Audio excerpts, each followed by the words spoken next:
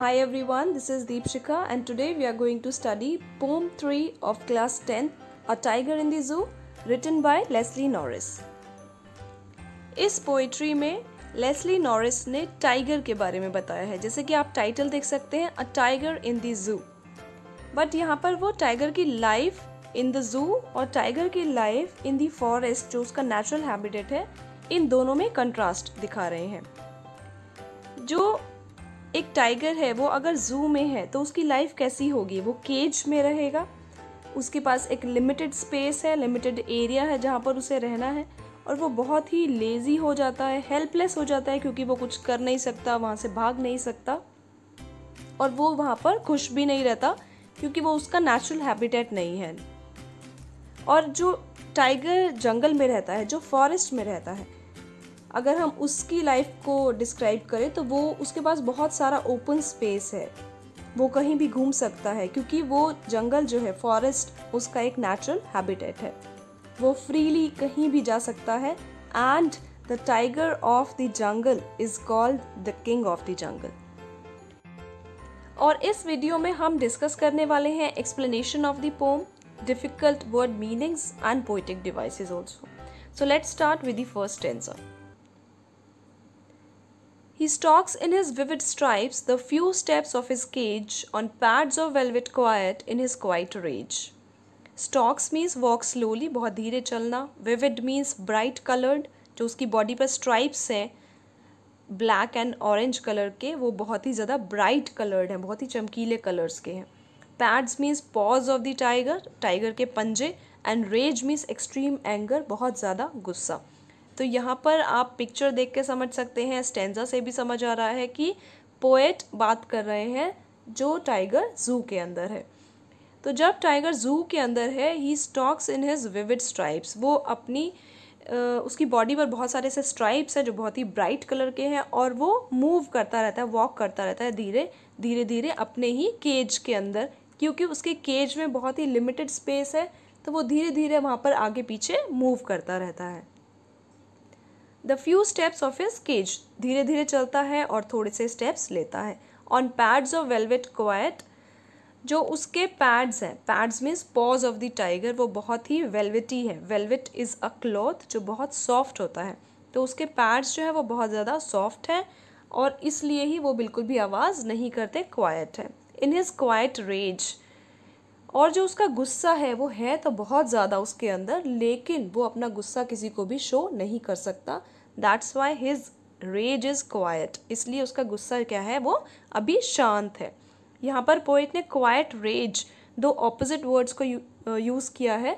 जब भी हम गुस्से में होते हैं तो हम शांत नहीं होते, हम कुछ ना कुछ ऐसा करते हैं कि हमारा गुस्सा बहुत ज़्यादा किसी चीज़ को ख़राब कर सकता है, सिचुएशन को. बट यहाँ पर उसका गुस्सा जो है वो बहुत ही क्वाइट है. तो ये दोनों वर्ड्स जो है एक दूसरे के ऑपोजिट वर्ड्स हैं. नेक्स्ट स्टैंजा भी have, he should be lurking in shadow sliding through long grass near the water hole where plump deer pass. Lurking means to be hidden as to wait for your prey.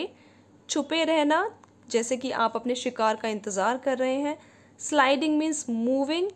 Plump is fat.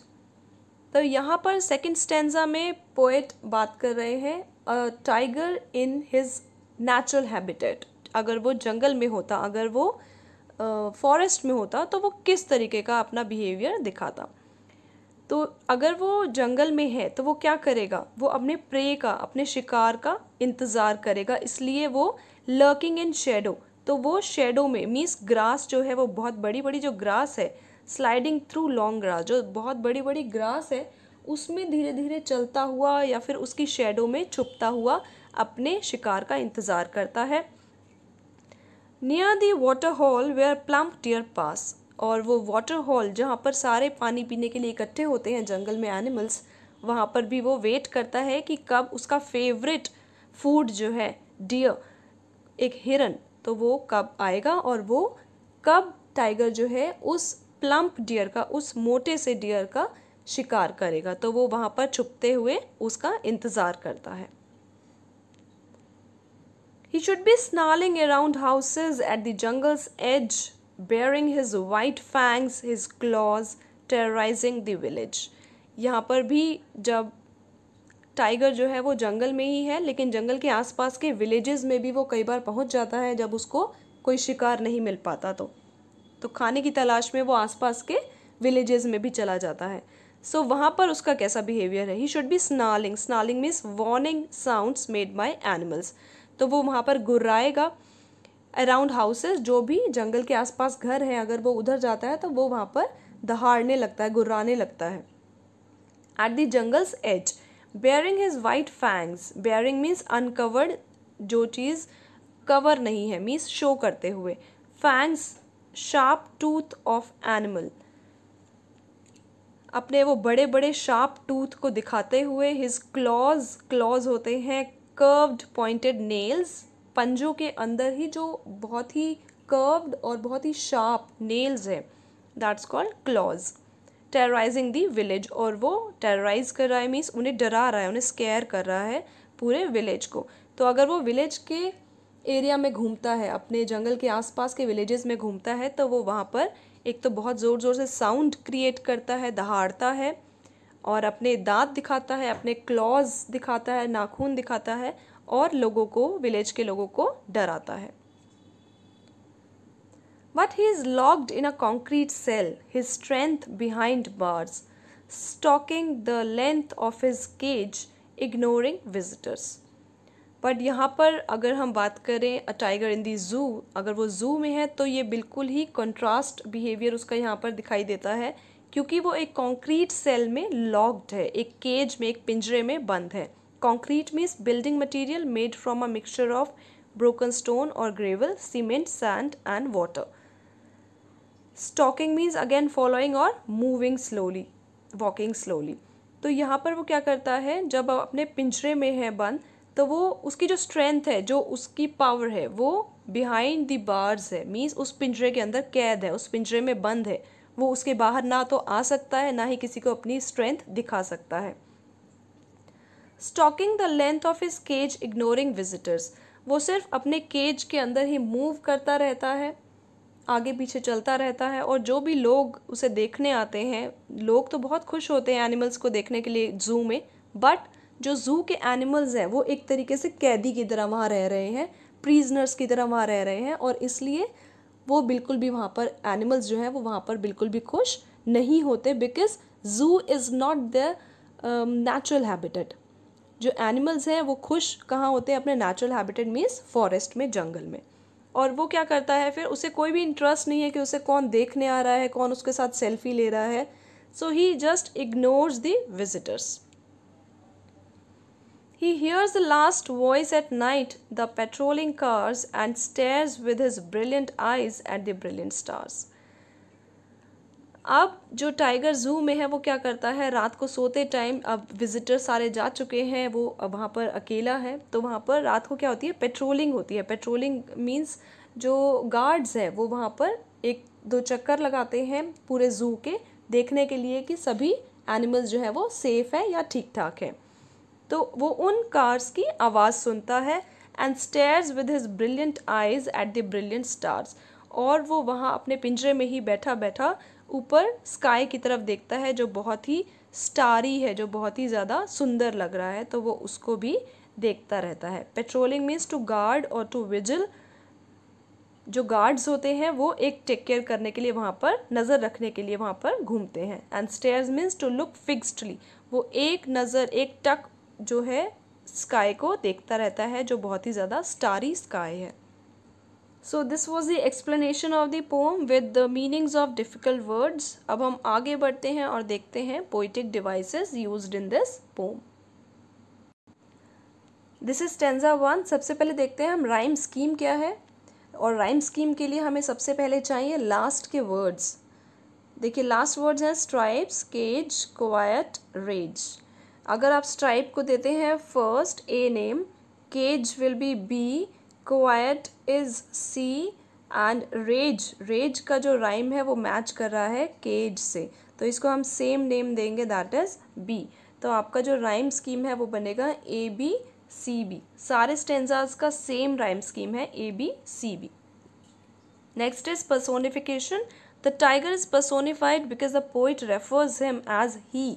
यहाँ पर ही stocks, यहाँ पर tiger की बात की गई है और एनिमल्स को हम जनरली इट जो प्रोनाउन है वो यूज़ करते हैं एनिमल्स के लिए, बट यहाँ पर पोएट ने उसके लिए ही का यूज़ किया है, उसको एक ह्यूमन क्वालिटी दे दी है, that's why it's called personification. Next is metaphor, tiger's paws are compared with velvet, यहाँ पर उसने बोल दिया पैड्स ऑफ वेलवेट, डायरेक्ट जो है उसके पैड्स को, उसके पॉज को उन्होंने वेलवेट का बता दिया, that's why it is metaphor.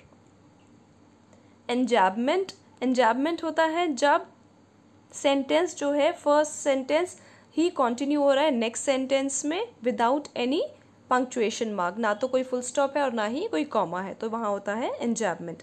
Sentence is continuing to next line without any punctuation mark, you can see in line number 1 and 2. He stalks in his vivid stripes the few steps of his cage. cage के बाद comma है but यहाँ पर कोई भी comma या full stop नहीं है, फर्स्ट और सेकंड सेंटेंसेस में होगा आपका enjambment.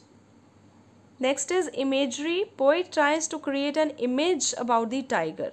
देखिए हम जब भी इस स्टेंजा को पढ़ते हैं तो हम एक इमेज, हमारे माइंड में एक इमेज आती है कि जो टाइगर है वो अपने पिंजरे में बंद है, वो वहाँ पर धीरे धीरे चल रहा है। The he stalks in his vivid stripes the few steps of his cage, तो हम इन लाइन्स को पढ़कर एक इमेज क्रिएट कर सकते हैं अपने माइंड में, that's why it is imagery. Consonance, consonance means use of S sound, but ये जो साउंड कॉन्सोनेंट साउंड का यूज़ है ये वर्ड्स में कहीं भी हो सकता है, स्टार्टिंग में, वर्ड्स के मिडिल में या फिर वर्ड्स के एंड में।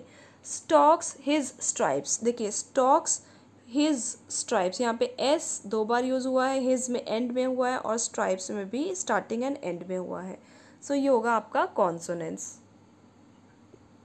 एसोनेंस, यहाँ पर वॉवल साउंड का यूज़ होगा, वर्ड्स में कहीं भी हो सकता है, स्टार्टिंग में, मिडिल में और एंड में।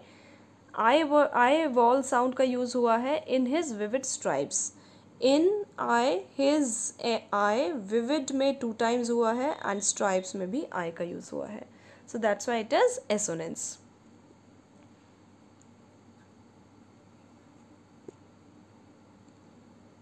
Next is oxymoron, use of adjectives opposite in meaning. मैंने एक्सप्लेनेशन में आपको समझाया था कि यहाँ पर पोएट ने 2 वर्ड्स का यूज़ किया है, क्वाइट एंड रेज, और ये दोनों ही एक दूसरे के बिल्कुल ऑपोजिट हैं।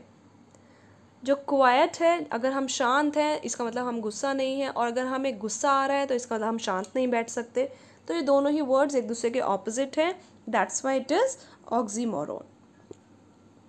Stanza 2, he should be lurking in shadow, sliding through long grass near the waterhole where plump deer pass. Rhyme scheme again A B C B, shadow, grass, hole, pass. Grass और pass इसका जो rhyme है वो match कर रहा है, बाकी सब मैच नहीं कर रहा, A B C B.